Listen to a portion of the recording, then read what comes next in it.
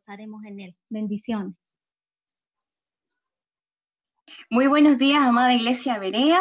Esté presto a esta transmisión y que Dios sea hablando a su corazón en esta mañana. Muy buenos días, amados hermanos. Qué bendición de poder estar juntos nuevamente conectados. Damos gracias a Dios y estemos atentos al tiempo en que Dios va a hablar a nuestros corazones a través de su palabra. Buen día, amada familia de Berea. Esperamos que usted se encuentre muy bien en todas las áreas de su vida. También invitarle a que este tiempo pueda abrir su corazón para que podamos juntos ser ministrados por la palabra del Señor. Bendiciones a todos.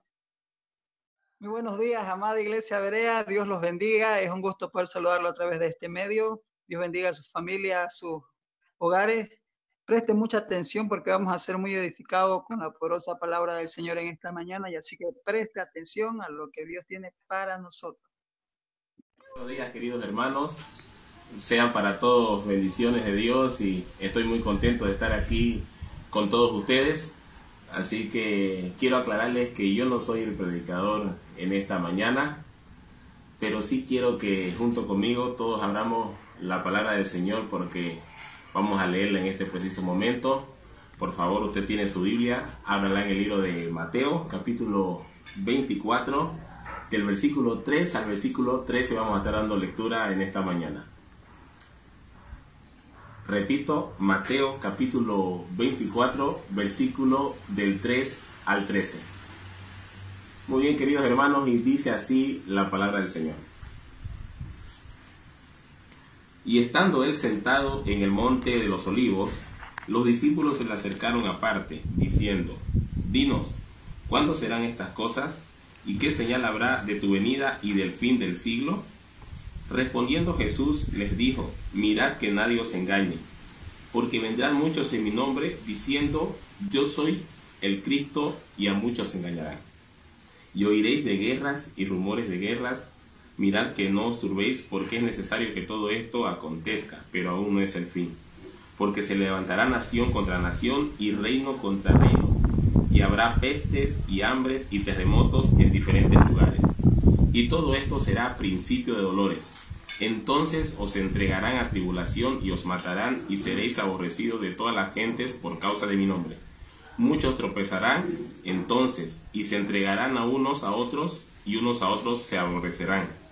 Y muchos falsos profetas se levantarán y engañarán a muchos. Y por haberse multiplicado la maldad, el amor de muchos se enfriará. Mas el que persevere hasta el fin, éste será salvo. Que Dios bendiga su palabra, queridos hermanos, y quiero invitar al siervo del Señor que predicará la palabra de Dios, nuestro hermano Katsuhide Higa. Hasta la próxima. Muy buenos días, hermanos. Les saludo en la paz del Señor. Les habla el hermano Katsuhide, el hermano Cacho. Aquí estamos transmitiendo desde su iglesia, Berea. Es un gusto para mí poder dirigirme a ustedes en esta mañana. Y bueno, muchas gracias también a los hermanos del Ministerio de Adoración que se conectaron hace un momento para enviar sus saludos. Y gracias, Noel, por la lectura bíblica. Entonces, para empezar, vamos a hacer una oración. Le invito a inclinar su rostro. Señor, te damos gracias por este día, Señor. Gracias por la oportunidad que me das de compartir tu palabra en esta mañana, Señor. Te pido que tú seas hablando, Señor. Utiliza mis labios, Señor, y te pido que también los hermanos estén atentos, Señor, que el diablo no les robe la palabra, Señor, que tú has preparado para ellos en este día. Y te pido que lo estés guardando, Señor. Te pido también que tú tomes el control de esta transmisión, que todo detalle técnico, Señor, salga a la perfección, Padre. En el nombre de tu Hijo Jesús oramos. Amén. Amén, hermanos. El tema en esta mañana es: ¿cuál es la fe que persevera hasta el final? Y para ello quisiera empezar definiendo lo que es fe y perseverancia. Pero voy a empezar por perseverancia. Así que permítame que les comparta mi pantalla. Perseverancia es mantenerse una persona constante, firme en una manera de ser o de obrar. Repito, Perseverancia es cuando una persona se mantiene constante y firme en algo que hace, ¿no? Eso sería en otras palabras. Para ser perseverante se debe tener un objetivo claro o una meta que justifique el esfuerzo o dedicación en un periodo de tiempo generalmente extenso. Es decir, que necesito un objetivo o una meta y que lo que quiero lograr generalmente se consigue a largo plazo. No es algo que lo consigo en 5 minutos, ¿no? Si fuera así, no necesito mucha perseverancia. Bien.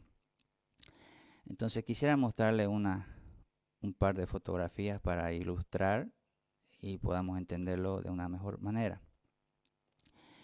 Aquí pueden ver en la fotografía de la izquierda a un fotógrafo de naturaleza, ¿no? Que está echado sobre el agua, se está ensuciando, ¿no? No sé si es un río o un pantano o un estanque, pero está en una posición bastante incómoda. Y por lo que vemos, su objetivo o su meta es capturar una fotografía de un animal silvestre, ¿no? En este caso, este pajarito, esta ave, ¿no? Generalmente, estos fotógrafos se pasan semanas y meses para poder capturar imágenes o videos así de buena calidad, ¿no? Bastante espectaculares e impresionantes, ¿no? Es muy posible que este fotógrafo, el de la izquierda, le haya tomado varios días en poder tener el acercamiento que tiene en ese momento. Está a unos metros de distancia del animalito para tomar la foto, ¿no? Por otro lado, tenemos aquí al lado derecho otra fotografía de una persona que está reclinado, está echado en un sofá. Si bien ambos están echados, podemos ver claramente que el de la izquierda, el fotógrafo, es un ejemplo de perseverancia y el otro solamente está descansando, ¿no? Hay una gran diferencia. Bien, ahora que entendemos claramente lo que significa perseverar, ustedes se preguntarán en qué debemos de perseverar, porque se puede perseverar en un montón de cosas, ¿no? Para ello vamos a ir a la palabra del Señor, porque la palabra del Señor nos da varias pautas en qué debemos de perseverar. Entonces, el primer punto en que debemos de perseverar es en la gracia de Dios. Para ello voy a hacer lectura de Hechos capítulo 13 y 43, versículo 43, y dice así: Y despedida la congregación, muchos de los judíos y de los prosélitos piadosos siguieron a Pablo y a Bernabé, quienes hablándoles le persuadían a que perseverasen en la gracia de Dios. Entonces, el primer punto es perseverar en la gracia de Dios. Pero algunos de ustedes dirán, ¿qué es la gracia de Dios? En nuestra iglesia tenemos hermanos que recién se han convertido en el campamento que estuvimos en tiempo de carnaval, en el campamento Un Amigo Más para Jesús. Entonces quisiera un poquito extenderme en explicar esta parte de lo que es la gracia de Dios, para que ellos puedan aprender si aún no lo saben, y para los demás les va a servir como un repaso. Para entender lo que es la gracia de Dios necesitamos saber unas cosas, ¿no? La historia universal la podemos dividir o se divide en dos partes, ¿no? Antes de Cristo y después de Cristo. Y hoy por hoy estamos viviendo en el año 2020 antes de Cristo, ¿no? Es decir, la aparición de Jesucristo sobre la historia hizo una separación, una división a toda la historia, ¿no? Así de importante es nuestro Señor Jesucristo, ¿no? Por más que lo nieguen las personas. Ya. Pero también podemos dividir el tiempo o la historia a través de la Biblia en tiempo de la ley y tiempo de la gracia. Entonces, para entender bien a cabalidad lo que es la gracia de Dios, necesitamos saber cómo es o qué es la ley, ¿no? El tiempo de la ley. Ya. El tiempo de la ley empieza cuando Dios le entrega los 10 mandamientos a Moisés allá en el monte Sinaí.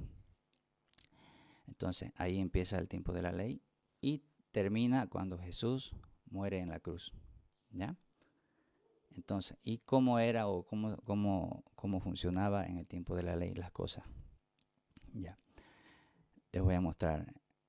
En el tiempo de la ley, cuando una persona pecaba, para que sus pecados sean perdonados, tenía que presentar un animalito para que el sacerdote lo sacrifique y derrame la sangre. Tenía que haber un derramamiento de sangre de ese animalito y a través de ese derramamiento de sangre se obtenía el perdón de los pecados. Eso es en el tiempo de la ley. Quiero compartirle otra imagen. Es esta. Esto es un plano de lo que es el tabernáculo de Dios. Cuando Israel estaba en el desierto, ya una vez que salió de Egipto, Dios instruyó a Moisés para que haga construir o haga fabricar el tabernáculo de Dios, que era como una carpa, un templo móvil, como un templo que tenemos ahora, pero esta era como una especie de carpa, y era móvil porque Israel cada día tenía que desplazarse, ¿no? Tenía que trasladarse de un lugar a otro porque ellos tenían que llegar a la tierra prometida. Entonces, este es un plano de lo que era el tabernáculo de Dios o el templo, si quieren, en ese tiempo, ¿ya? Entonces, se dividía en 3 partes, ¿ya? Primero estaba el atrio. A este lugar podían entrar todas las personas, cualquier persona podía entrar. Y aquí estaba el altar de la ofrenda quemada, donde se sacrificaban a los animalitos que ya les comenté hace rato. Luego, había otra parte que se llama el lugar santo. A este lugar, a esta área, solamente podían ingresar los sacerdotes, ¿ya? Y por eso aquí en la entradita o en la división había un velo, ¿no? Esto que está en lila, esta línea lila es un velo que separa el atrio del lugar santo. Solo podían ingresar los sacerdotes. Más adentro había un tercer área que se llama el lugar santísimo. Y ahí se encontraba lo que es el arca del pacto, que simboliza la misma presencia de Dios, ¿no? Y en este lugar también había otro velo que separa el lugar santo del lugar santísimo. Y a este lugar solamente podía ingresar el sumo sacerdote y solamente podía entrar una vez al año. Una sola persona, una vez al año. Así de inaccesible era la presencia de Dios, era algo bastante restringido, bastante exclusivo. Bien, entonces, habiendo explicado eso, cómo funcionaba en el tiempo de la ley, ahora vámonos a lo que es el tiempo de la gracia. Cuando Jesús ya aparece en la historia, nace de María, crece, y Juan el Bautista dice que bautizaba a las personas al arrepentimiento. Jesús se presentó también ante Juan para ser bautizado, ¿no? Entonces la Biblia dice que Juan al ver a Jesús dice las siguientes palabras: Este es el Cordero de Dios que quita el pecado del mundo. Pero ¿qué significado tenían estas palabras? Como vimos en el tiempo de la ley, el perdón se obtenía a través del derramamiento de sangre de animales, ¿no?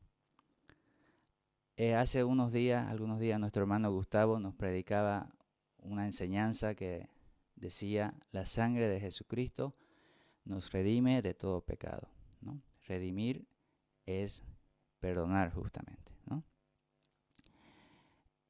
En el capítulo 19 de Juan, dice que cuando Jesús estaba crucificado, ya minutos antes de morir, dice que tuvo mucha sed y él pidió a los soldados romanos que le diese de beber agua.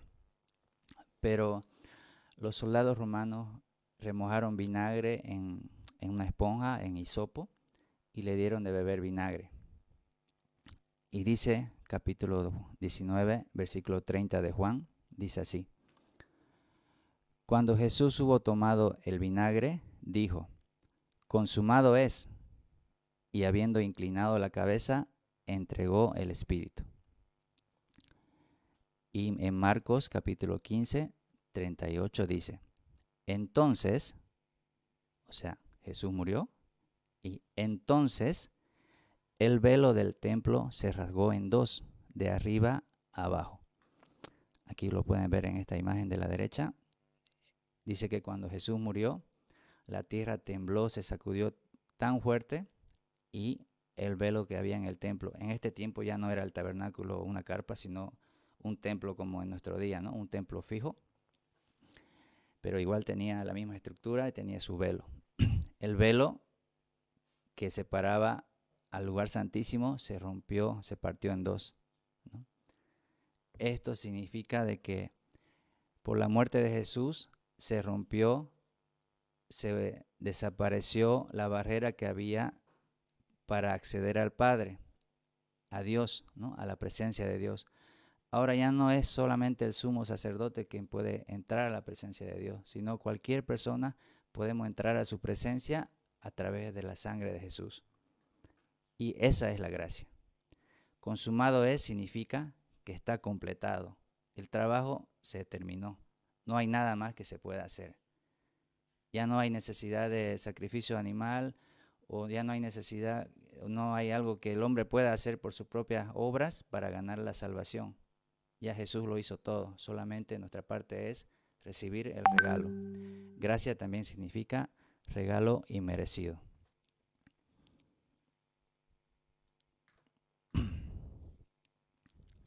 Bien. Como segundo punto tenemos que en Hechos 14:22, ok, me indican que el volumen está muy bajo.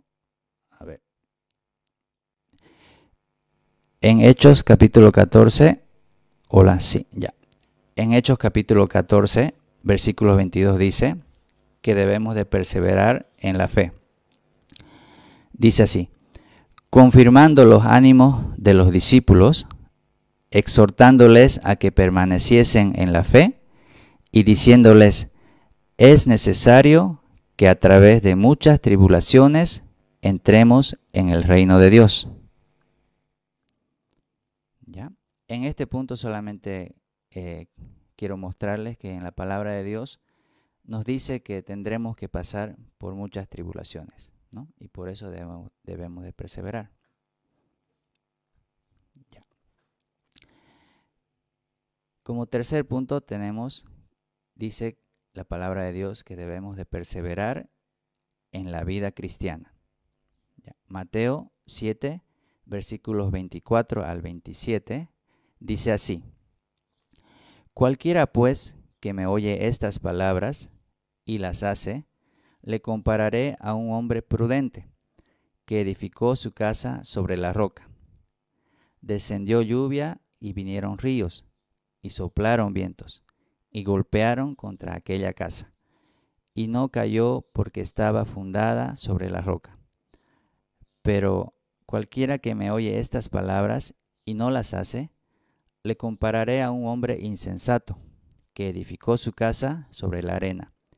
Y descendió lluvia y vinieron ríos y soplaron vientos y dieron con ímpetu contra aquella casa. Y cayó, y fue grande su ruina. Podrán observar que yo tengo subrayado los versículos 25 y 27, porque curiosamente prácticamente dicen lo mismo. Es interesante ver que, como puede ver en este dibujo, tanto al hombre que obedece la palabra de Dios como al que no obedece la palabra de Dios, a ambos le llega la misma lluvia, le llega la misma desgracia, la misma crisis, la misma aflicción, tribulación, llámele como usted quiera. La diferencia es que el que construye su casa sobre la roca puede resistir, ¿no? Les hago una pregunta. ¿Usted tiene su casa edificado sobre la roca o tiene edificado sobre la arena? Reflexione.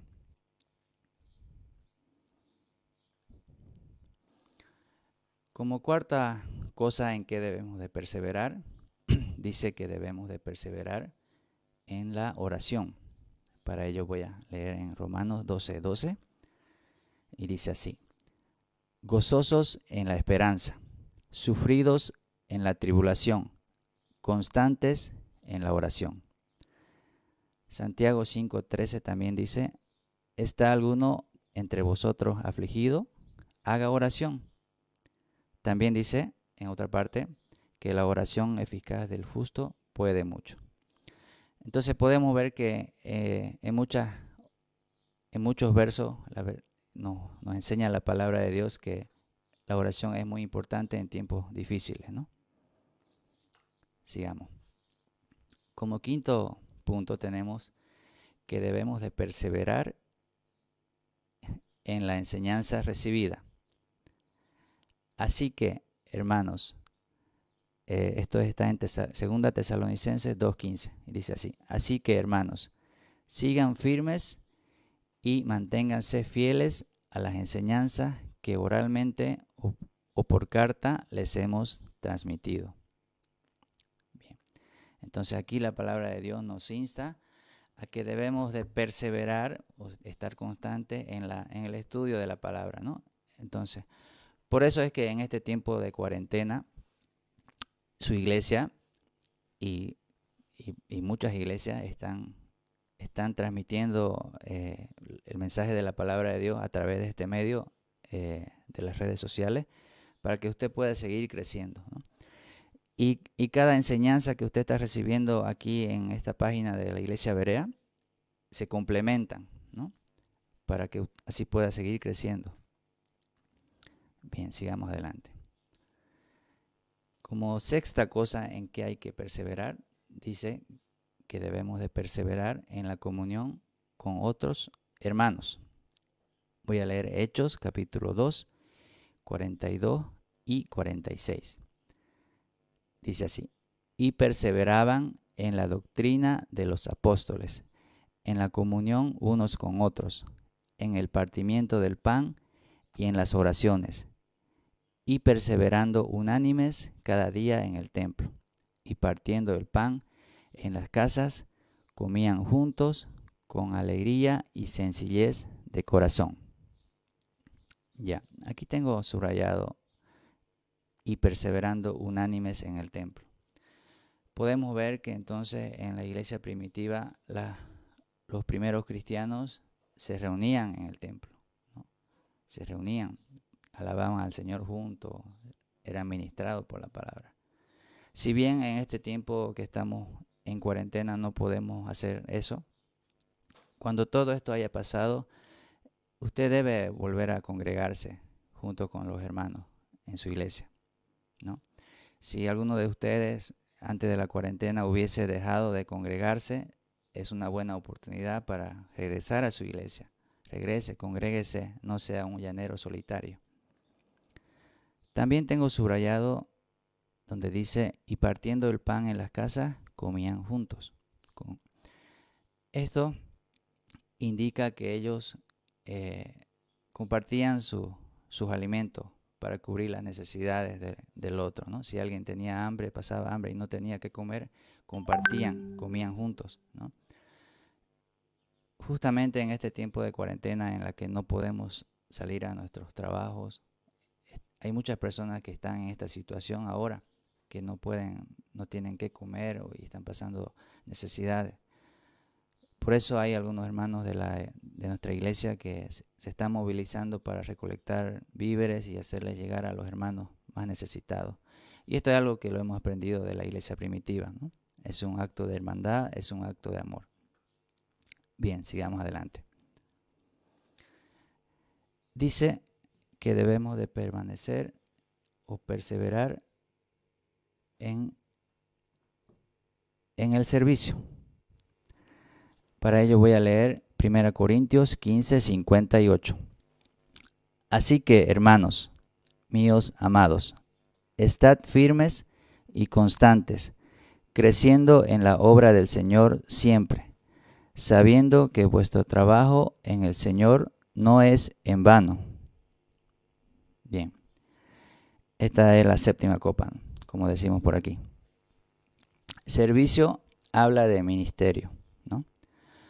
Usted debe perseverar en el servicio al Señor, trabajando para Él. En su iglesia local hay un montón de cosas, un montón de necesidades en las que usted puede ayudar. Acérquese a su pastor y háblele, dígale que quiere ayudar, quiere servir en algo y reciba con gozo la tarea que su pastor le asigne, ¿no? Sabiendo que el trabajo que usted hace no es para el hombre, sino para Dios, y que su trabajo no es en vano. Bien, hasta aquí hemos hablado de lo que es perseverancia y de en qué debemos de perseverar. Ahora entremos a lo que es la fe. Aquí también tengo 7 copas. Mentira, es una broma.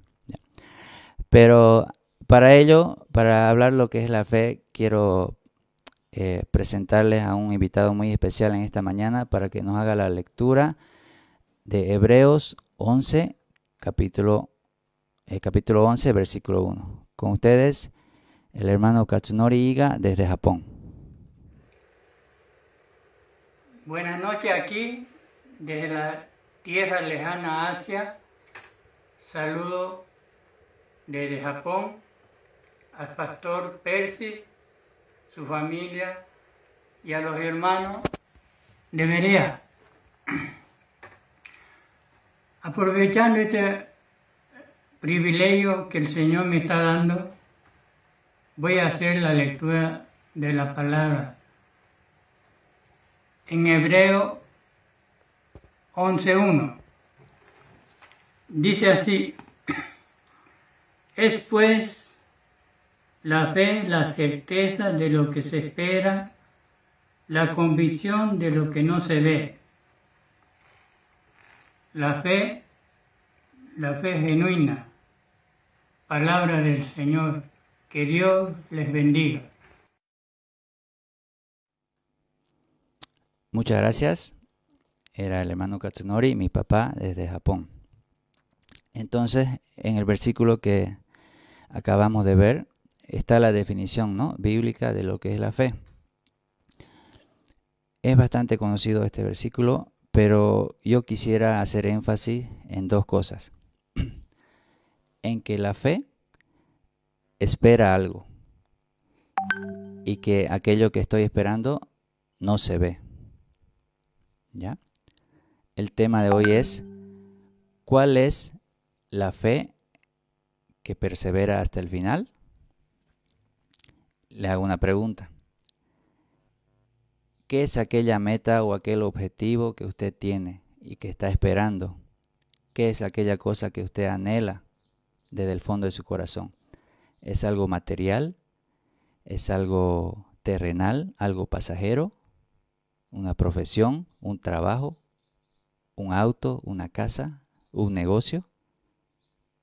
Reflexionemos.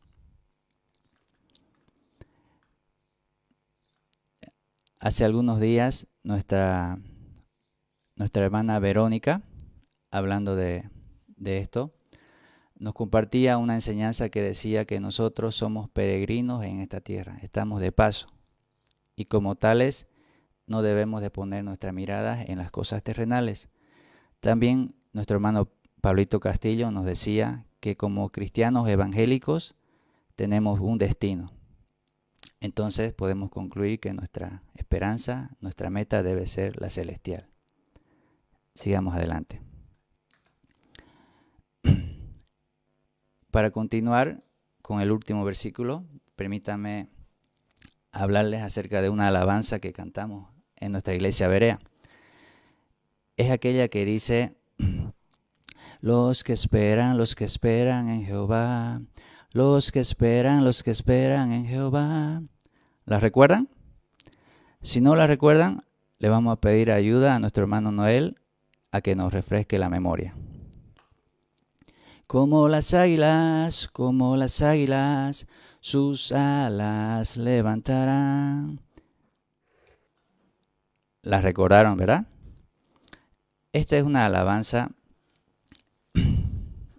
que está basado en la misma palabra de Dios, ¿no? Y en esta mañana tiene una enseñanza bastante poderosa para nosotros.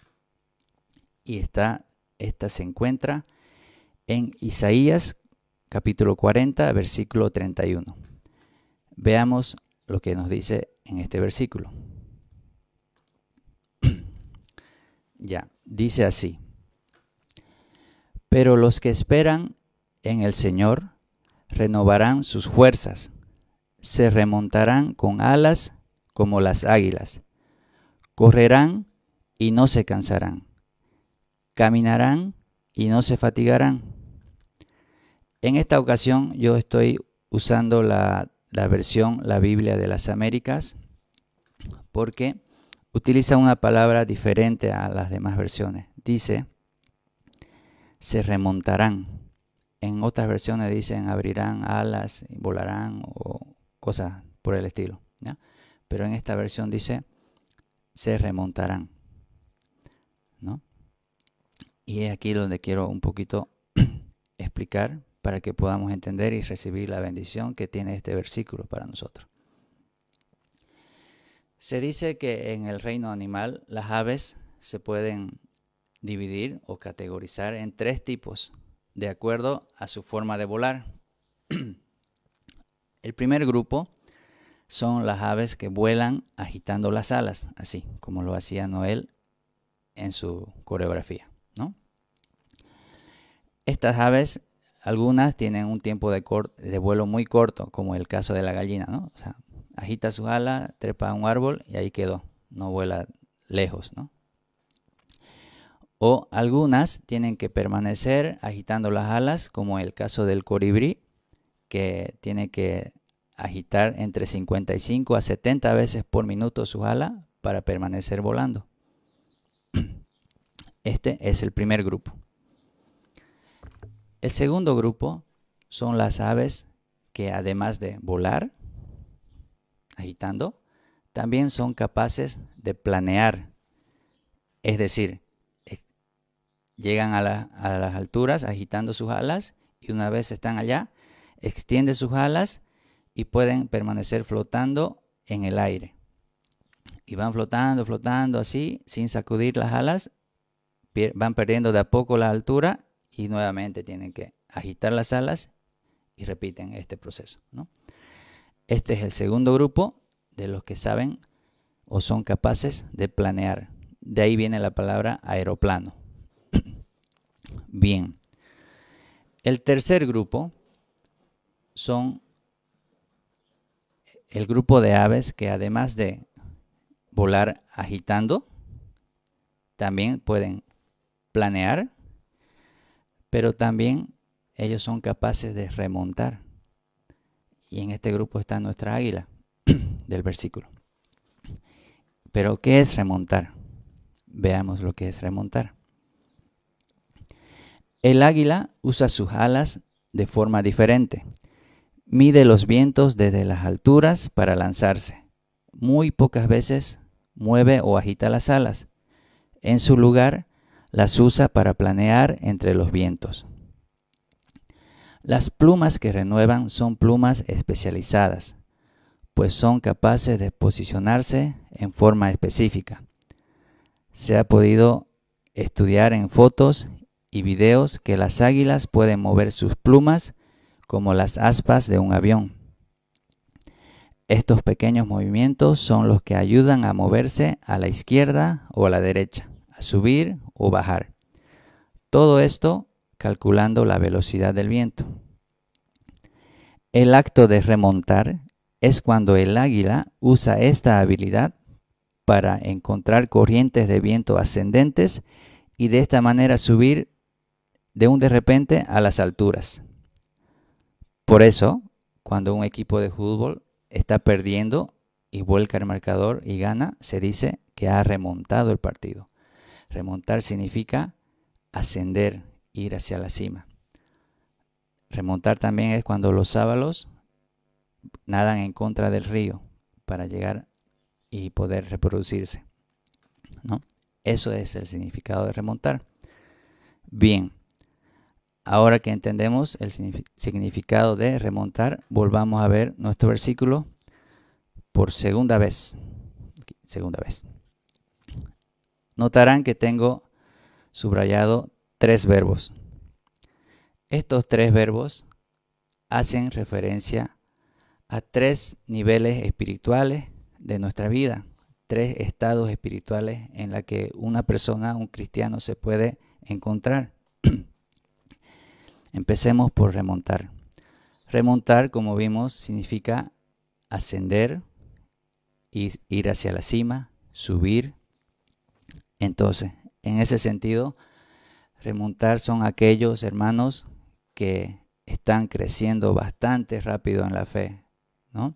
Están sirviendo, están ayunando, orando, estudian la palabra de Dios, no solamente reciben, ahora son ellos los que enseñan, tienen un grupo de estudio, un grupo pequeño, sirven en un ministerio.